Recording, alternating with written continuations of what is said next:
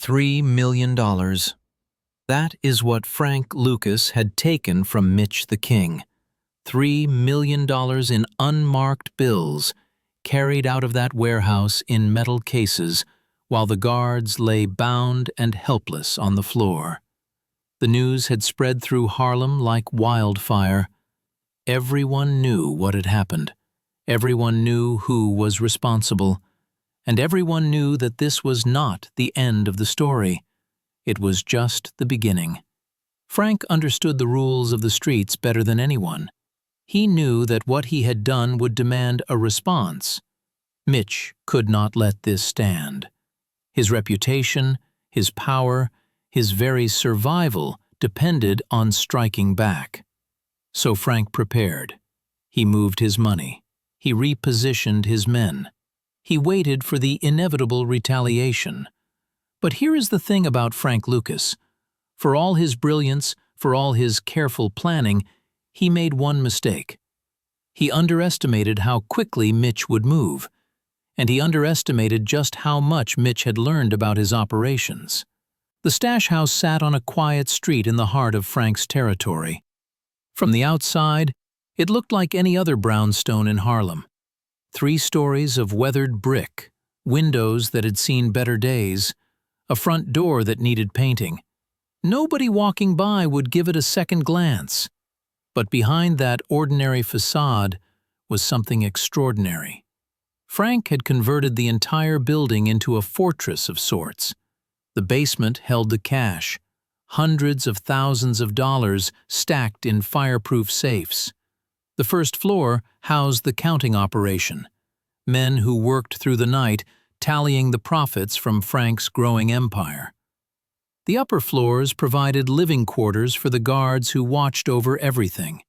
6 men, all of them loyal, all of them armed, all of them ready to defend Frank's fortune with their lives. Or so Frank believed. The night of the raid started like any other. The counting was finished by midnight. The day's take had been impressive. Nearly $200,000 added to the reserves in the basement. The guards settled into their routine. 2 men watching the front, 2 watching the back, 2 patrolling the floors in between. Regular check-ins every 30 minutes. Nothing out of the ordinary. Nothing to suggest that this night would be any different from the hundreds that came before. At approximately 2:30 in the morning, the first guard stopped responding to check-ins. The man on patrol found him in the second-floor hallway. Not harmed, just unconscious. Before he could raise the alarm, he joined his colleague on the floor. The raiders moved through the building like ghosts, professional, silent, methodical. They knew exactly where they were going and exactly what they were after. The guards never had a chance. One by one, they were neutralized. Not a single shot fired. Not a single cry for help. Whoever planned this operation had planned it perfectly. By 3 in the morning, the stash house was empty. The safes in the basement had been cracked open, every dollar removed, every trace of Frank's fortune gone. The raiders disappeared into the night just as silently as they had arrived. They left the guards alive, bound and unconscious, but alive. It was a message. They could have eliminated everyone in that building. They chose not to. They wanted Frank to know exactly what had happened. They wanted him to feel it. Frank received the news at 4 in the morning. He was at another location, one of several places he rotated through to stay unpredictable. His phone rang with the specific pattern that meant emergency.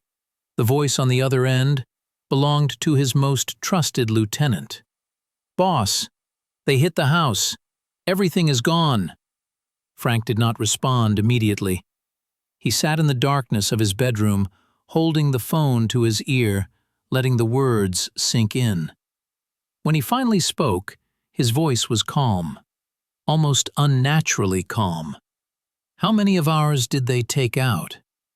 "None, boss. They left everyone alive, just knocked them out and tied them up." That information told Frank everything he needed to know. This was not a random robbery. This was not some ambitious crew trying to make a name for themselves. This was Mitch. This was retaliation for the $3 million. And Mitch had left his men alive specifically so Frank would understand the message. You took from me. Now I take from you. And I can reach you anywhere, anytime I want. Frank arrived at the stash house as dawn was breaking over Harlem. The guards were awake now, sitting in the front room with expressions of shame and confusion. They could not explain how it happened. They had followed every protocol. They had done everything right. And still, they had been completely overwhelmed. Frank walked through the building slowly. He examined every room, every window, every door. He was looking for something, some clue that would tell him how Mitch had known. How had they known about this location? How had they known about the security protocols? How had they known exactly when to strike? The answer came from an unexpected source. One of the guards, a young man named Jerome, pulled Frank aside. "Boss, there is something you need to know." Jerome explained that 2 weeks earlier, one of the other guards had been asking questions. Strange questions. About the schedule. About the safes. About how many men were on duty at different times. Jerome had not thought much of it at the time. Now he realized what those questions meant. "Which one?" Frank asked quietly. "Marcus. He has been with us for almost a year." Marcus was not in the building. He had called in sick the night of the raid. The timing was not a coincidence. Frank made a phone call. Within an hour, Marcus was found at a relative's house in the Bronx. He was brought to a warehouse that Frank used for sensitive conversations. What happened in that warehouse stayed in that warehouse. But by the time the sun set that evening, Frank knew everything. Marcus had been approached by Mitch's people 3 months earlier. They had offered him money, a lot of money. More money than he could make in years working for Frank. All he had to do was provide information and be absent on the night they chose to act. Marcus had taken the deal. He had betrayed Frank for $30,000, less than 1% of what was taken from the stash house. Frank stood in the warehouse, looking at the man who had sold him out. For a long moment, neither spoke. When Frank finally broke the silence, his voice carried no anger, just a cold, quiet certainty. "You made a choice. Now you live with the consequences of that choice." What consequences those were, history does not record in detail. What is known is that Marcus was never seen in Harlem again, and his disappearance sent a message that echoed through every corner of the neighborhood. The price of betraying Frank Lucas was absolute. But dealing with Marcus was just the beginning. The real target was still out there. Mitch had taken everything from the stash house, hundreds of thousands of dollars, and he had done it right under Frank's nose. That could not stand. Frank called a meeting of his top men. They gathered in the back room of a restaurant that Frank owned, 8 faces around a table. The same men who had helped him take Mitch's $3 million just weeks earlier. "Gentlemen," Frank began, "we have been hit. You all know this. What you do not know is what we are going to do about it." One of the men spoke up. "We go to war. We hit every corner Mitch controls. We burn his operation to the ground." Frank shook his head slowly. "No.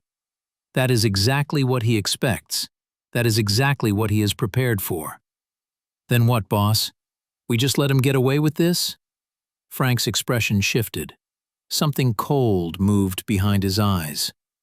"Nobody gets away with anything. But war is expensive. War attracts attention. War brings problems we do not need." He paused. "Instead of going to war with Mitch's entire organization, we are going to do something more surgical, more personal, more devastating." What Frank proposed that night was elegant in its simplicity. Mitch had taken his money. Frank would take something far more valuable. Mitch's reputation, his credibility, the belief among his own men that he could protect them and provide for them. Frank had learned from his time with Bumpy Johnson that power in the streets was not just about money or muscle. It was about perception. It was about what people believed you were capable of. If Frank could make Mitch look weak, make him look vulnerable, make his own people doubt him, the rest would take care of itself. Over the following weeks, Frank executed his plan with precision. He did not attack Mitch directly. Instead, he went after Mitch's business. Quietly. Systematically. Shipments went missing. Suppliers suddenly became unavailable. Corners that had been profitable for years dried up overnight. And every time something went wrong for Mitch, someone made sure his men knew that Frank Lucas was responsible. The psychological effect was devastating. Mitch's soldiers started to question whether their boss could protect them. Some of them began to quietly reach out to Frank's organization, looking for a way to switch sides before things got worse. The empire that Mitch had built over nearly a decade was crumbling. Not because Frank had destroyed it in open warfare, but because he had undermined it from within. 3 weeks after the stash house raid, Mitch's own lieutenant came to Frank with a proposal. Half of Mitch's territory in exchange for protection and a place in Frank's organization. Frank accepted. But he made one thing clear. This was not over. The lieutenant looked confused. "Boss, you are taking half his territory without firing a shot. What more do you want?" Frank's response was simple. "I want him to know that everything he built, everything he worked for, everything he thought he controlled, belonged to me the moment he decided to rob my house. And I want him to spend the rest of his life knowing that." The war between Frank Lucas and Mitch the King would continue for months. There would be violence. There would be bloodshed. Harlem would be transformed by the struggle between these two men. But the outcome was decided that night in the warehouse when Frank chose strategy over rage, precision over chaos, and long-term devastation over short-term satisfaction. Mitch had made a critical error when he raided Frank's stash house. He had thought he was evening the score. Instead, he had awakened something in Frank Lucas that would not rest until complete victory was achieved. What Mitch did not realize was that the next battle would not be fought in warehouses or back alleys. It would explode in broad daylight, on a street that everyone in Harlem knew by name. Next time on Frank Lucas Chronicles. 116th Street, 7 minutes. The sounds of conflict that changed everything. When the chaos ended, nothing in Harlem would ever be the same. That story is coming in Part 5.